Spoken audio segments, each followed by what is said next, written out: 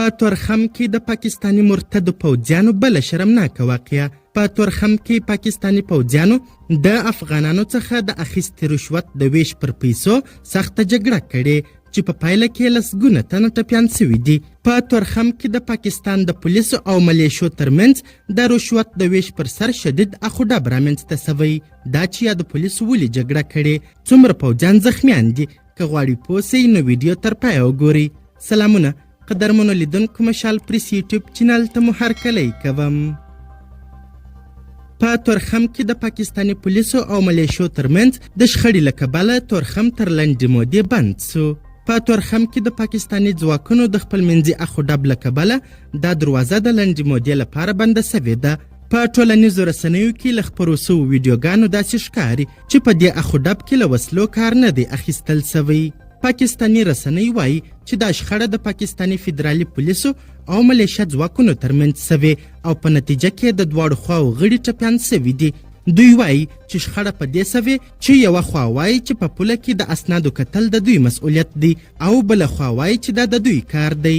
د وروستیو معلوماتو پر اساس په دې اخوډب کې 14 تنه ټپیان سوي چې په هغو کې 15 تنه د لنډي کوتل یا لوړاګي روغتون ته رسول سوي دي. د دې نښتې له کبله حزیردمه د تورخم دروازه د تګ راتګ کوونکو پر مخ تېره ورځ بنده سوې وه. خو اصلي معلومات دا دي چې د پاکستاني پولیسو او ملیشو ترمنځ دغه شخړه د افغانانو څخه د اخیستونکي رشوت پر سر رامنځته سوې. پاکستاني خبریال حمید میر د خپلو سرچینو له قوله لیکلي دي چې په تورخم کې د اف آی ای او اف سی ځواکونو ترمنځ جنجال له افغان کډوالو څخه د رشوت اخیستو پیسو د ویش او تقسیم پر سر د جنجال له امله رامنځته سوی دی.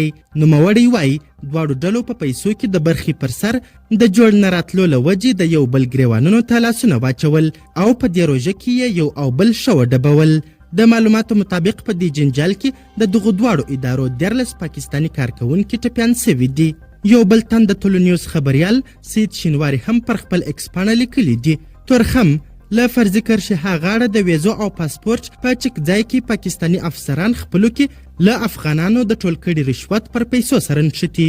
داسې یې سره وهلي دي چې ګڼې ژوبل افسران روغتون ته وړل سوي.